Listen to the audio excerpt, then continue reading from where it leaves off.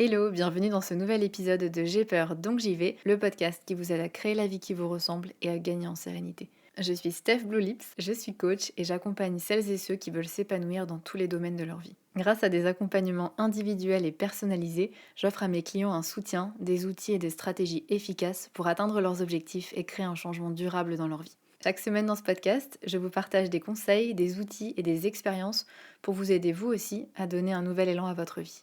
Vous êtes prêts? C'est parti!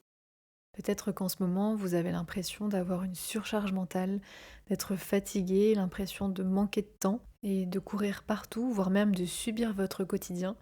Si ça vous parle, alors les conseils que vous partage mon invité du jour vont vous être très utiles. Aujourd'hui, on va parler tri, on va parler minimalisme. Minimalisme matériel dans nos possessions, mais aussi immatériel. Et surtout, comment on peut vivre mieux avec moins. Et pour ça, j'ai invité Hélène. Hélène, elle a 43 ans et elle est l'hôte du podcast Faminimaliste qui parle minimalisme en famille parce qu'elle est aussi maman de 3 garçons. Dans cet épisode, elle nous partage comment elle est passée d'ancienne accumulatrice à un mode de vie minimaliste qui l'a aidée à alléger sa charge mentale et à reprendre le contrôle de son temps pour en avoir plus pour ce qui est vraiment important. Elle nous partage son déclic et les étapes aussi parce que ça ne s'est pas fait en un jour, ça s'est pas fait d'un coup. Et bien sûr, comment vous aussi, vous pouvez vous lancer dans cette démarche pour vous concentrer sur l'essentiel et vivre mieux avec moins. Je vous laisse avec l'épisode. Bonjour Hélène. Bonjour Steph.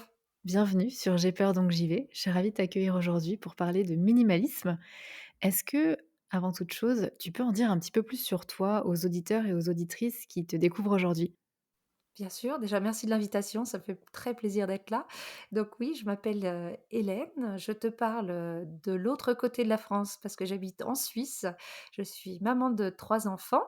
J'habite en Suisse pour l'instant, mais c'est la quatrième destination, quatrième pays dans lequel je vis depuis, mes 18 ans et je suis l'hôte, du podcast Faminimaliste dans lequel je parle minimalisme en famille et c'est donc à ce titre que je suis là aujourd'hui, ravie de parler de minimalisme, à ton micro.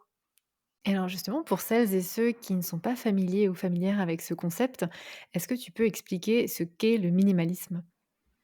Je vais t'expliquer ce qu'est mon minimalisme, parce que j'aime pas donner des définitions qui pourraient aller à tout le monde. Je pense qu'on est tous un petit peu différents. Le point commun, on va dire, que je trouve entre tous les minimalistes, c'est qu'on veut vivre mieux avec moins. Ça, c'est la première chose et la deuxième, c'est que l'on a envie de s'entourer que des choses essentielles pour nous. Donc ce qui est essentiel pour moi va pas forcément être ce qui est essentiel pour toi. Donc je m'arrête pas vraiment à un nombre d'objets, c'est pas ma pratique du minimalisme. Alors il y a des minimalistes assez extrêmes, pour eux, on a chez nous que des choses qui nous sont utiles. Moi, je l'élargis un petit peu, surtout quand on a une famille. Ce sont vraiment juste les choses qui nous sont essentielles. Donc, essentiel pour moi, c'est quoi? C'est ce qui nous permet de nous sentir en sécurité, que ce soit physique, financière, psychique, psychologique, émotionnelle, voire même spirituelle si c'est ton truc. Et puis des choses qui nous apportent du bonheur dans la vie. Et toi, qu'est-ce qui t'a attiré initialement vers ce mode de vie minimaliste? Alors je pensais pas que j'y arriverais jusqu'au minimalisme. Je voulais en avoir moins dans ma maison. J'ai beaucoup déménagé, comme j'ai pu te le dire en intro. J'ai beaucoup déménagé aussi avec mes enfants et je me rendais compte que à chaque déménagement, je faisais beaucoup de tri, j'étais très fière de moi et pourtant de déménagement en déménagement, on se retrouvait avec, plus en plus de choses. On a la chance d'avoir 3 enfants, d'âge rapproché, donc c'est très bien, on est content. Mais je me rendais compte que, je à un moment, en fait, il y a quelques années, je m'entendais leur dire, tout le temps d'attendre, avant que je puisse passer du temps avec eux. C'était toujours ça: «Attendez, attendez» et je me suis vite rendu compte que, j'étais devenue un petit peu esclave de ma maison et que la priorité était sur la maison avant d'être sur les enfants, dans la logique des choses, hein, pas dans l'intention, bien entendu. La priorité, ça a toujours été les enfants Tu veux dire le et je me ménage, suis l'entretien? le ménage, l'entretien, le rangement, le préparer la cuisine et juste le se poser avec les enfants en fin de journée, ça devenait impossible parce qu'il y en avait partout. Donc rien que de s'asseoir pour dire: «Viens, on va faire un jeu de société», bah oui, mais on le pose où? Le jeu de société, il faut bien le mettre quelque part. Donc je me suis rendu compte qu'en fait, notre vie, logistiquement, était devenue très compliquée et on ne pouvait pas juste faire les choses de manière, spontanée et facile parce qu'il y avait toujours des objets sur notre chemin, en fait. Donc moi, ça a commencé par, une envie de me simplifier la vie et de retrouver du temps pour mettre mon temps là où que mon temps corresponde, que je le passe de la manière dont j'ai envie de le passer. Donc si ma priorité, c'est mes enfants, il faut que je me crée du temps pour pouvoir passer du temps avec eux. Après, je m'attendais pas forcément à aller jusqu'au minimalisme, je m'étais lancée juste dans un tri. Alors qu'est-ce qui t'a amené du coup? Ah bah, ça a dérapé totalement. En fait, cette fois-ci, je crois que c'était le ras-le-bol de trop, hein. Vraiment, j'en ai eu très, très marre un soir, hein. Vraiment, je m'en souviendrai de ce soir-là et j'ai fait un tri, mais je l'ai fait de manière un petit peu différente des autres fois. Le but, c'était pas juste de faire de la place, c'était de retrouver du temps. Donc dès que je faisais le tri, je me demandais, bah, à combien de temps il me prend au quotidien cet objet à l'entretenir, à le ranger, à le chercher, à l'utiliser. Donc j'ai vu les choses un petit peu, d'un autre angle et ça m'a permis d'aller beaucoup plus loin et en fait, je me suis observée faire ce tri et j'ai bien observé sur moi les effets que ce tri, pouvait avoir. Je me suis rendu compte que plus je sortais des choses de chez moi, mieux je me sentais. Il faut savoir qu'à l'époque, on savait déjà qu'on allait quitter, le pays dans lequel on était. Donc même si c'était pas imminent, en plus, il y avait une partie de moi qui dirait: «Le futur toi va être super contente que tu fasses ce travail-là». Donc merci le moi de maintenant. Donc en fait, il y a eu plein de choses, mais c'est surtout en faisant ce tri-là, comme je te dis, je voyais le temps que j'allais gagner au quotidien. Donc ça, c'était, ce qu'on peut appeler, communément le pourquoi. J'avais un pourquoi très, très fort cette fois-ci, gagner du Mmh. temps avec mes enfants. Donc ça a été la différence et j'ai fait le point sur ma relation avec les objets. J'ai pris le temps de faire ce tri. Parce qu'avant, quand je faisais le tri, c'était parce que: «Oh là là, dans un mois, il y a des déménageurs qui arrivent, donc faut y aller, faut taper dedans». Mmh. Là, il y avait pas d'urgence. C'était vraiment pour moi que je le faisais et j'ai vu vraiment au quotidien ce que ça m'apportait. C'est-à-dire que j'étais plus en retard le matin parce que je mettais pas 25 minutes à m'habiller le matin alors que clairement, j'ai honte du nombre de vêtements que j'avais, c'était démentiel. Mais j'en avais tellement qu'en fait, je savais plus quoi mettre. Donc tu vois, plein de choses comme ça qui font que on avait réduit les objets dans la cuisine, donc les enfants étaient beaucoup plus facilement autonomes. Donc le matin, pour faire leur petit déjeuner, pour, tout ranger, tout ça, c'était plus simple. Donc en fait, on s'était gagné, grappillé comme ça, minute par minute et on sait que les matins, les minutes sont comptées. Donc voilà, j'ai vu les bénéfices. Et je voyais que moins j'en avais, mieux je me sentais. Alors après, ça a encore dérapé une deuxième fois parce que non seulement je suis allée très loin enfin je dis «je», hein, mais mon mari, et aussi après mes enfants ont fait partie du voyage, mais on va pas se mentir, c'était moi la locomotive, hein, quand même.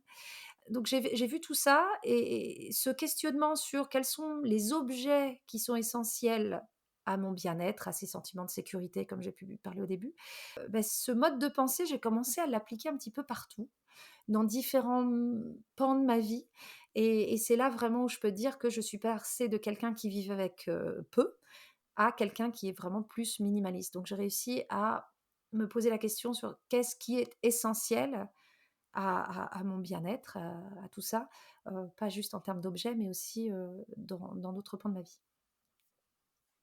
Justement, donc tu parles d'autres pans de ta vie et c'est vrai qu'on parle beaucoup, en tout cas moi c'est comme ça que je le percevais, avant qu'on en parle. On parle beaucoup de minimalisme concernant les possessions, les objets, que l'on a, mais il y a aussi le minimalisme immatériel. Alors de quoi s'agit-il? Le minimalisme immatériel, c'est la même chose, c'est vivre mieux avec moins, mais appliqué à tout ce qui est autre que les objets qu'on possède. Donc, par exemple, ça va être sur l'emploi du temps. C'est la première chose sur laquelle je me suis penchée quand on est rentré là-dedans. On a discuté en couple comment on voulait passer notre temps. Qu'est-ce qui fait que on se sentait bien? Qu'est-ce qu'on voulait faire en fin de journée quand on rentrait du travail, à part ce qu'il faut faire pour s'occuper d'une famille? Qu'est-ce qui nous faisait plaisir à faire le week-end? Et qu'est-ce qui nous faisait suer? Donc on a commencé à regarder tout ça. Moi, je me suis rendu compte que, j'ai une, personnalité plutôt, débordante, toujours à lever la main pour dire: «Ouais, ouais, ouais, il y a un projet, ouais, ouais, j'y vais». Et je me suis rendu compte que j'avais quand même un emploi du temps assez, pris par, les réunions, parents-prof, parce que oui, je m'étais inscrite à je sais pas combien de comités, et je me suis rendu compte qu'en fait, il y a des choses que je faisais pour faire plaisir aux autres, plus que pour me faire plaisir. Parce que clairement, les réunions parents-prof, à 18 heures le jeudi pour organiser la kermesse de l'école qui me prenait à l'époque, quasiment, 5 ou 6 week-ends par an, là où on habitait, c'était un gros truc la kermesse. Je le faisais, mais c'était pas pour moi, hein, clairement, et ça me créait de la fatigue, ça m'enlevait du temps loin de mes enfants. Donc voilà, j'ai regardé toutes les choses qui me procuraient pas tant de plaisir que ça ou qui étaient pas forcément utiles. Il y a des bénévolats que je faisais qui, pour moi, étaient beaucoup plus utiles. Donc j'ai gardé les choses, qui me paraissaient utiles, par exemple, là-dedans. Donc dans l'emploi du temps, on a commencé à faire un petit peu le vide. C'est là où on a décidé, par exemple, on a cette règle que, le week-end, on a un seul «événement», si tu veux, entre guillemets, par week-end. C'est-à-dire que, si les enfants sont invités, enfin, ils sont plus grands maintenant, ils ont bientôt 12, 14 et 16 ans. Mais à l'époque, ils étaient encore plus jeunes. S'ils étaient invités à 2 goûters d'anniversaire, ben non, ils en choisiraient qu'un. Et si le jour du goûter d'anniversaire, nous, on était invités le soir à manger chez des amis tous en famille, bah, c'est ou l'un ou l'autre, quoi. Ce sera pas les 2. On va un petit peu s'alléger, tout ça. Le week-end, nous, ce qui était important, c'était de nous reconnecter, du passer du temps en famille. Donc si on a envie de nous reconnecter, passer du temps en famille, on peut pas dire oui à toutes les invitations. C'est intéressant parce que ça va un petit peu à l'encontre de notre société qui va toujours plus vite, il faut en faire plus. Il y a cette espèce de FOMO, donc on veut, voilà, le week-end optimiser, faire un maximum de choses, on se sent un peu coupable si on fait pas enfin je dis «on», pas tout le monde bien sûr, mais moi c'était mon cas et je sais que c'est aussi le cas de certaines personnes que j'accompagne, peuvent se sentir coupables de pas, blinder son week-end de choses parce que sinon on se dit: «Bah voilà, je perds du temps» et là c'est un peu à contre-courant, c'est-à-dire faire moins mais mieux, finalement, d'être vraiment Exactement, présente dans ce que tu fais et ce que vous faites avec tes c'est enfants. ça. Voilà, le minimalisme matériel, c'est, avoir moins mais mieux, mais là, c'est appliqué à l'emploi du temps, c'est ça, c'est faire moins mais mieux. C'était dur au début, avec les enfants notamment et pour toi? Avec les enfants, ils ont compris. On leur disait pourquoi. On leur disait: «Écoute, tu as besoin de sommeil, tu as besoin de te reposer. Ces 2 anniversaires-là, c'est pas possible». Il y a des périodes de l'année vraiment, donc on habitait dans l'hémisphère sud. Donc quand tu habites dans l'hémisphère sud au mois de, attends, je sais plus quel mois, il y a un mois, mais il y avait des tous les enfants étaient nés ce mois-là. C'est pas en Je sais novembre? plus. Parce que Si, ça devait être ça. Ouais, voilà, j'ai fin plein d'année, d'amis, ouais. novembre-décembre. Mmh. Voilà, L'été. novembre-décembre. L'été, mon Dieu. Donc là, il y avait un nombre d'anniversaires pas possible. Bah, non, désolé. Et puis, le problème en plus d'un anniversaire, c'est que ça allait nous prendre du temps pour aller acheter un cadeau, trouver un cadeau. Donc ça prend pas juste les 2 heures de présence sur place, ça nous demande un autre investissement derrière. Donc voilà, alors ça a dû nous arriver, ou ils sont peut-être arrivés à 2 si c'était les 2 meilleurs copains, je on n'est pas rigide non plus. Si c'était 2 meilleurs copains à la vie à la mort et que ça arrive qu'il y en a un le samedi, un le dimanche, bon bah, on fait une exception, mais on voilà. En règle générale, on essaye d'en avoir le moins possible. Moi, je me dis qu'on se souvient pas forcément ils se souviennent pas des goûters d'anniversaire qu'ils ont passés chez les copains. Par contre, ils vont se souvenir de cette impression qu'ils ont eue de passer du temps avec nous, de connecter entre frères, de visiter le pays dans lequel on vivait. Tout ça, je pense que ça restera plus. Donc au final, je pense pas, tu parles de FOMO, je pense pas les avoir privés dans le sens où, ils parlent jamais de l'anniversaire des 6 ans du petit James, si tu veux, c'est pas un truc qui ressort. Par contre, les moments passés en famille, oui, ça Mmh. un petit peu plus. Mais on va effectivement à contre-courant, des fois de ce genre de choses, ouais. Mais je pense pas que les enfants ressentent cette FOMO, tu vois? Je pense que c'est, on acquiert ça aussi avec le temps, peut-être en observant les gens autour de nous, nos parents qui sont speed et cetera. Mais si, ils ont appris comme ça à profiter, à savourer, je pense pas qu'ils puissent la ressentir et c'est plus en tant qu'adulte aussi que parfois j'imagine en tout cas peut-être que certains parents projettent leurs propres peurs sur leurs enfants. Oui, la peur, d'être exclu. Tu si toi tu vas pas au goûter d'anniversaire, du petit Jacob, ouh là là, tout le monde y sera, et toi tu y seras pas, alors que nous, en fait, il s'en fout le petit Jacob, il a eu, 15 cadeaux, 15 copains, s'il avait un copain en moins ou un copain en plus, c'était pas très, très grave, quoi. Et est-ce que toi en tant qu'adulte, tu as dû, affronter le regard des autres, notamment? Alors, oui. Oui, sur quand je parle justement, je te parlais au début sur l'emploi du temps, sur apprendre à dire non, sur les engagements, surtout au point de vue du bénévolat. Pour donner un petit exemple de la personne que j'étais avant, moi j'étais allée à une, assemblée générale de la crèche de mes enfants, quand on habitait encore en France, ils étaient tout petits. Je suis revenue j'y allais juste pour assister à l'assemblée générale parce que c'était une association, donc voilà, donc j'y suis allée. Je suis revenue, j'étais trésorière de l'association. C'était pas le but. Le but, c'était vraiment juste d'aller à la réunion. J'avais mon entreprise à l'époque et j'avais 2 enfants. Je crois que j'étais enceinte du troisième et je suis revenue et j'ai dit à mon chéri, je suis trésorière de l'association. Il fait: «Mais tu peux pas t'en empêcher, en fait, c'est juste pas possible. Tu as pas le temps de faire ça». «Mais oui, mais moi, tu vois, personne voulait l'être et puis si on l'est pas, si on n'a pas de trésorier, bah, ça peut mettre la structure en péril». Donc clairement, j'étais pas la bonne candidate, hein. Je pense que, vu ma situation familiale, il y a vraiment des gens qui auraient pu lever la main, qui auraient été plus appropriés que moi. Mais voilà, j'ai ce sens de si on a besoin de moi quelque part, je pense que, j'ai je sais pas si ça existe comme, syndrome du sauveur, mais moi je veux sauver les situations et sauver les gens et puis moi, bah, c'est pas grave, je serrerai les dents et puis je vais y arriver, tu vois? Mmh. Je donc c'était surtout ça et en plus j'avais décidé pour que ça puisse m'aider de quand j'allais dire non à quelque chose, de plus m'inventer d'excuses, de pas dire non, j'ai de plus dire aux gens: «Non, j'ai pas le temps», mais de dire: «Non, ce n'est pas ma priorité». Purée, c'est dur!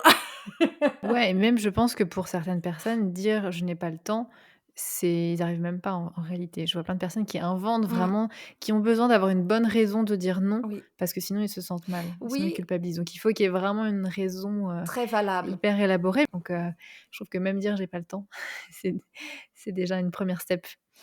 Et les gens ont du mal au final, on croit qu'ils vont avoir du mal à l'entendre. Alors peut-être qu'ils avaient du mal à l'entendre, hein, j'ai envie de dire, mais je pense que ça inspirait plus de respect que le «j'ai pas le temps» où on sait très bien qu'on balance ça comme une excuse. Mais ça a été ma plus grosse difficulté. Ceux qui acceptent le moins lorsque tu dis que c'est pas ta priorité, je pense que c'est aussi les personnes qui, elles, ne se le permettent pas, ne se permettent pas de dire ça et chez qui ça vient gratter un petit peu de voir des personnes qui s'autorisent à dire non tout simplement. Mais je pense que les personnes qui respectent leur temps et qui se respectent n'ont pas de problème à voir d'autres personnes qui font la même chose. Mais je pense de toute façon, dès que tu chatouilles quelqu'un, c'est que c'est pas contre toi qu'ils en ont, c'est que tu réveilles quelque chose, en eux. Mais, enfin je pense. Mais c'est ouais, c'était compliqué quand même parce que j'ai dû faire le deuil de vouloir faire plaisir aux gens. Pour quelqu'un comme moi qui veut toujours, faire plaisir aux gens, moi je suis Hermione Granger, hein, c'est ce que je dis toujours. J'ai j'ai vraiment la bonne élève qui veut faire plaisir à son prof pour que son prof l'aime bien, tu vois? On est vraiment sur ce niveau-là. Ça, c'était un petit peu dur. Ce qui a été aussi un petit peu compliqué, c'est de se sentir quand même parfois jugé, hein. Alors ça, bizarrement, pas par les gens en dehors de notre entourage, plus des fois, je le ressens par ton entourage qui va pas forcément comprendre. Alors là, je parle plus de minimalisme matériel. Quand tu dis aux gens que tu veux pas recevoir autant de cadeaux ou que, voilà, tu ou même quand ils viennent chez toi, tu sens qu'il y a un petit jugement, mais généralement ce jugement, hem, je sais pas comment te le dire. C'est-à-dire que ça va être: «Ah tu oui, c'est vrai, vous avez pas grand-chose chez vous». Il y a des gens qui me disent: «Waouh, vous avez pas grand-chose chez vous, ça doit faire du bien» et puis tu en as, tu sens qu'ils essaient de chercher la petite bête pour justifier, pour qu'ils se justifient à eux-mêmes le fait que chez eux ça déborde, hein, clairement. Donc voilà, des fois, il y a un petit peu ce jugement qui est là, mais maintenant ça va, je le vis bien. Mais que si je reviens de parler de minimalisme immatériel, donc oui, nous on a commencé avec l'emploi du temps. Moi après j'ai étendu le concept, on va dire au minimalisme digital. Donc j'ai regardé aussi tout ce qui était mon espace digital et comment je pouvais, simplifier ces choses-là, donc essayer d'utiliser, moins d'applications, mais des biens, avoir moins de photos sur mon téléphone. Je suis pas une fanat de photos, mais j'en avais quand même beaucoup. Donc ça a été l'espace digital, la consommation digitale, ça c'est toujours un travail, qui est très compliqué à faire, mais j'essaie de m'y tenir. Je suis pas très forte, hein, mais voilà mais également sur les relations. En fait, je crois que ça a été le dernier pan sur lequel j'ai appliqué ça. Être entourée peut-être de accepter d'être entourée de moins de gens, mais de gens qui me faisaient du bien. Voilà, au bout d'un moment, j'ai décidé qu'il y a alors j'ai de la chance, hein, j'ai un super entourage, hein, mais que, certaines relations qui étaient pas forcément, positives, bah, pourquoi en fait, j'essayais de vraiment appuyer là-dessus. C'était peut-être plus des relations, on va dire, de travail ou des voisins ou comme je te dis, hein, moi je voulais plaire un petit peu à tout le monde, mais de me dire: «Mais pourquoi tu t'investis dans cette relation-là, alors que ça te prend du temps à passer que tu pourrais passer avec d'autres amis, beaucoup plus proches, quoi?»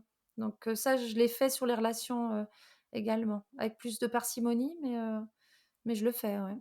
Quel impact, ce minimalisme immatériel a eu, et peut avoir en général sur notre bien-être? Parce que tu disais que c'est pas toujours évident, bien sûr, tu parlais du regard des autres, potentiellement du jugement, mais j'imagine que si tu as poursuivi dans cette voie, c'est aussi que ça t'a apporté peut-être, pas mal de bien-être, Écoute, tout effectivement, c'est en fait, ce qui est dur, c'est que c'est un changement d'habitude. Donc changer ses habitudes, que ce soit de consommation ou si on parle de minimalisme immatériel, c'est pas facile. Donc moi, ce que ça m'a apporté, c'est que j'ai l'impression que j'ai repris le contrôle sur plein de trucs. J'ai arrêté de subir. C'est-à-dire que dès qu'on me propose quelque chose à faire, un projet, une sortie ou quoi que ce soit, ou quand je suis dans un magasin face à des choix, voilà, quand je vois des choses qui peuvent me plaire, parce que je suis comme tout le monde, des fois il y a des choses qui me tapent à l'œil. Je me suis donné le luxe de m'arrêter quelques secondes et de décider si oui ou non cette chose-là allait, m'aider à me rapprocher du mode de vie auquel j'aspire ou est-ce qu'il allait plutôt m'en éloigner? Donc j'ai l'impression en faisant ça que ce mécanisme, cet automatisme maintenant que j'ai, me permet de reprendre beaucoup le contrôle déjà sur le quotidien, sur la gestion logistique de la famille, sur la gestion de mon emploi du temps et ça moi c'était, moi qui avais l'impression que les choses m'échappaient un petit peu, ça a été le plus gros impact en fait. Donc tu vois, j'ai commencé à la base, je voulais juste avoir moins de vêtements, hein. Comme quoi, on en fait du chemin, hein. Mais j'ai eu l'impression de reprendre le contrôle, tu vois? D'avoir moins de vêtements, ça ce que ça m'a permis de faire, c'est de reprendre le contrôle sur ma matinée, le matin, mmh. ça m'a redonné 20 minutes de ma vie, tous les matins, hein, donc fois 5, fois 52. Donc c'était surtout ça, de plus avoir l'impression de subir et cette satisfaction de se dire que les choix que je fais, c'est des choix qui sont vraiment réfléchis. Donc j'ai plus cette impression de: «Est-ce que j'ai pris la bonne décision?» que ce soit face à un achat ou face à autre chose, hem, je me dis que oui, j'ai pris la bonne décision. Alors au moment où je l'ai prise, hein, ça se trouve, voilà. Mais, j'ai l'impression de moins prendre de décisions irréfléchies. J'ai plus confiance dans les décisions que je peux prendre. Donc ça c'est génial et si on parle de minimalisme matériel cette fois-ci, là oui, ça m'a gagné un enfin, on m'a donné le pouvoir du temps.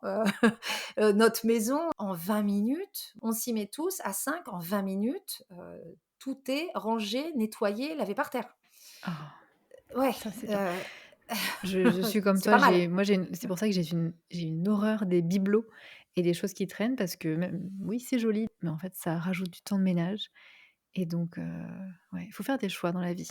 Oui, Et justement, alors on en parlait un petit peu en off, mais j'ai trouvé ça très intéressant. Tu m'as parlé du fait que parfois, lorsqu'on a des objets et que notre regard se porte sur eux, ça nous ajoute une certaine charge, ou en tout cas, alors je sais plus comment tu l'appelais, mais est-ce le que tu bruit vas en parler visuel. un petit peu? Voilà, le bruit visuel. Est-ce que tu veux nous en parler un petit peu?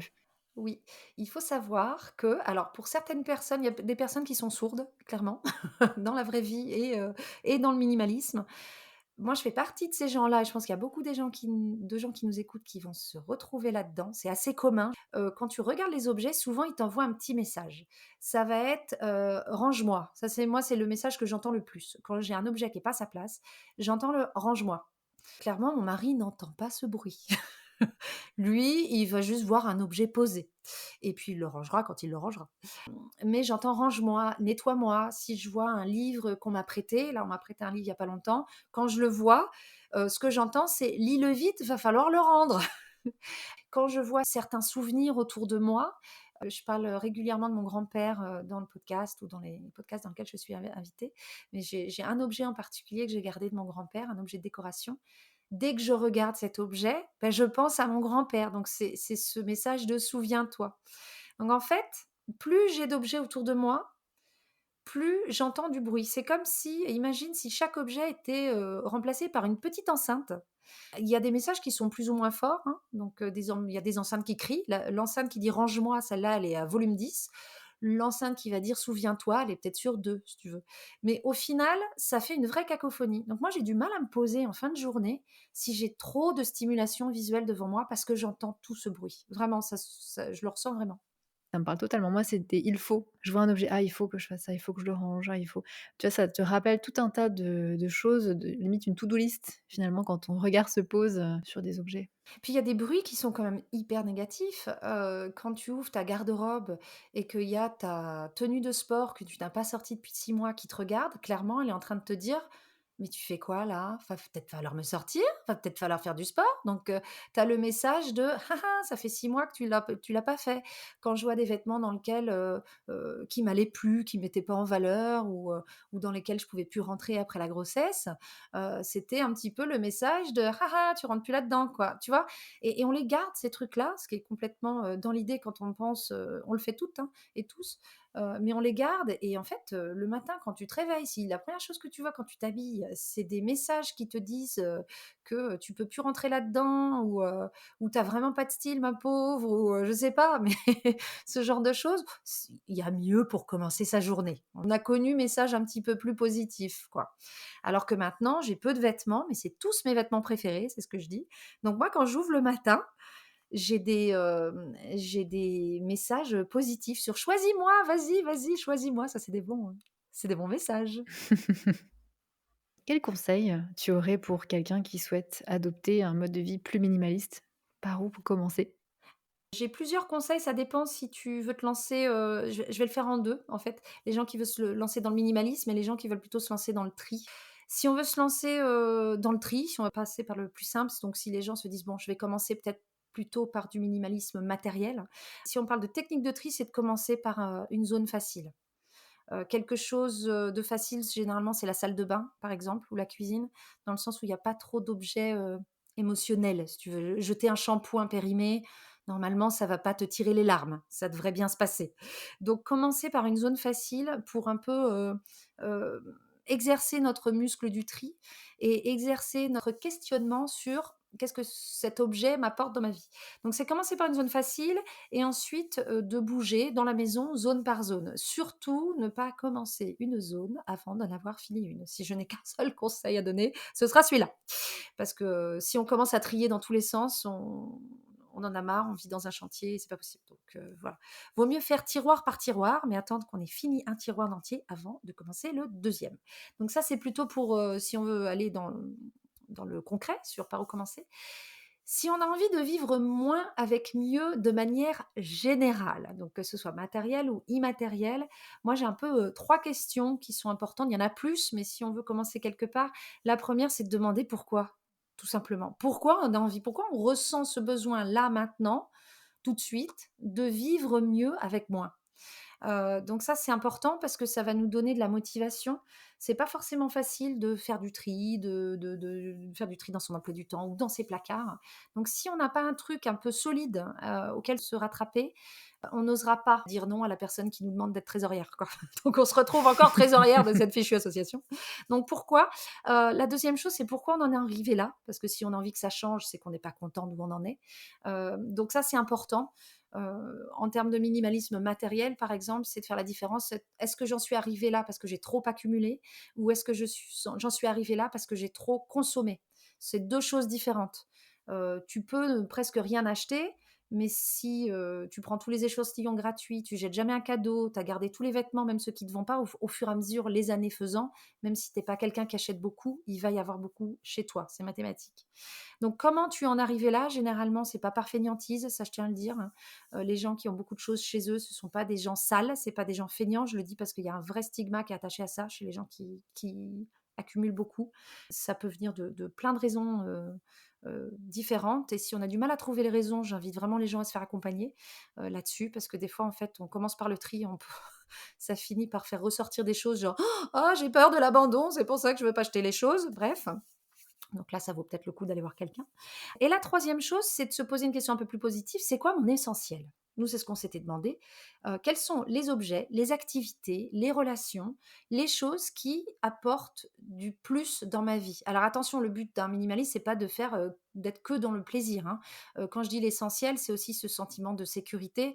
Donc, par exemple, avoir un administratif, hyper bien, classé, ça ne m'apporte aucun, bonheur, mais par contre, ça m'apporte un sentiment de sécurité parce que je sais que si j'ai besoin, je vais retrouver l'information, facilement, tu Ça vois? t'apporte pas du bonheur?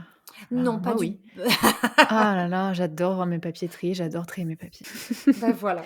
Par exemple, tu vois, le kit de premier secours, on peut se dire: «Oh, mais on en a jamais besoin». Oui, d'accord, on est d'accord, mais garde-le parce que ça t'apporte un sentiment de sécurité physique, de l'avoir quand même. Donc voilà, c'est pas que garder les choses qui nous on parle pas vraiment juste que de plaisir et de bien-être, hein. Il y a des choses qui nous donnent un sentiment de sécurité, qu'on n'aime pas avoir, chez nous et pourtant on le garde parce que c'est important. Donc ces 3 questions-là, pourquoi on a envie de le faire? Pourquoi on en est arrivé là?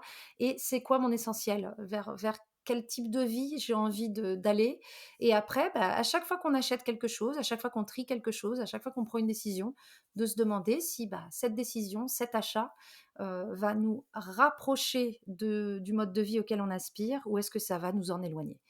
Pas toujours évident de répondre à cette question parce que je pense qu'il y a aussi, beaucoup de personnes qui ne se posent pas cette question et qui suivent un peu la norme parce que peut-être que justement, réussir, c'est avoir, 1 voiture ou 2 voitures, c'est être propriétaire. Enfin, il y a toute une espèce de liste à avoir et donc on achète un peu le tu vois, l'Apple Watch, le ci, le ça, parce que c'est une manière aussi peut-être de se valoriser ou peut-être parce que ça nous fait plaisir, mais il y a pas de réflexion derrière. En fait, c'est ça que je veux dire. Et donc c'est intéressant de l'avoir et peut-être pas évident du coup de déceler là-dedans ce que soi-même on souhaite vraiment et ce qui est vraiment important pour soi. Mais c'est en ça que le tri nous aide parce que déjà rien que commencer par le tri de ta maison, tu te rends compte, faire vraiment attention à ce que tu as gardé. Pas tellement à ce qui est parti, mais à ce que tu as gardé et ça t'aide, hein, à voir, ce qui apporte du et te dire: «Mais pourquoi je l'ai gardé? Ah bah ça je l'ai gardé parce que, oui mon vélo, il me coûte beaucoup d'argent à entretenir et il me prend du temps, mais c'est du temps que je passe en famille parce on aime bien faire des balades» ou oui ce voilà, tu vois? Il y a des choses qu'on garde. On sait pourquoi on les a gardés, donc ça nous aide un petit peu, ça nous donne des indices sur ce qui est essentiel, pour nous. J'imagine qu'il y a aussi des défis auxquels sont confrontées les personnes qui essayent d'avoir une approche un peu plus minimaliste dans leur vie. Alors quels sont les défis les plus communs que les gens rencontrent et comment est-ce qu'ils peuvent les surmonter si, ils y sont confrontés? Le plus gros défi, c'est pour les gens qui habitent en couple ou qui sont en famille. Le plus gros défi, c'est si on n'est pas sur la même longueur d'onde que les gens qui partagent notre quotidien. Ça, j'avoue que j'ai eu une chance insolente d'avoir un mari qui est tout à fait sur la même longueur d'onde. Donc ça a été facile, mais c'est vrai que, j'ai régulièrement des gens qui me disent: «J'aimerais aller vers ci, mais j'ai beaucoup de mal avec, mon conjoint, ou ma conjointe, qui ne m'accompagne pas là-dedans». C'est un des défis. Moi, je trouve pas ça, forcément rédhibitoire dans le sens où, bah, c'est pas parce que, votre conjoint a pas envie de vous suivre que vous pouvez pas vous lancer quand même là-dedans. Commençons déjà par les choses qui sont en notre pouvoir, quoi, donc nos objets, notre emploi du temps et généralement, on finit par inspirer les gens. Ils commencent à venir, et à nous suivre malgré tout. Ça aussi, j'ai des contacts en disant: «Ah, bah, moi, j'ai vidé toutes mes affaires, puis là, mon mari, il a fait: "Oh, faudrait peut-être que je mette le nez moi aussi dans ma garde-robe"» et puis comme Mmh. ça, ils enlèvent des trucs de temps en temps et puis, ils y arrivent. Mais le plus gros défi, c'est ça, en fait, au départ, en tout cas. C'est de percevoir un manque de soutien. Deuxième défi, c'est d'apprendre à dire non. Ça, celui-là, il est pas facile. Mais on se sent tellement bien quand on dit non. Merci Hélène pour, tous ces conseils, très inspirants. Où est-ce qu'on peut te retrouver? Alors, sur toutes les plateformes d'écoute, sur le podcast Famille Minimaliste, donc sur Spotify, Apple Podcast, enfin voilà, bah, si les gens t'écoutent sur une plateforme, ils me retrouveront sur la même plateforme. Je J mettrai les liens également. voilà, sur Instagram, c'est Faminimaliste et j'ai également un site internet, www.faminimaliste.com. Il y a même un petit test à faire pour savoir, le niveau d'encombrement de sa maison. Des fois, c'est pas Ouh! mal, là. 12 questions et ça va vous dire si vous êtes dans le vert, dans l'orange ou dans le rouge. Eh ben, Voilà. écoute, dès qu'on arrête cet enregistrement, j'y fonce. Bah, c'est super. Merci beaucoup. Ben merci pour l'invitation. À bientôt. Au revoir.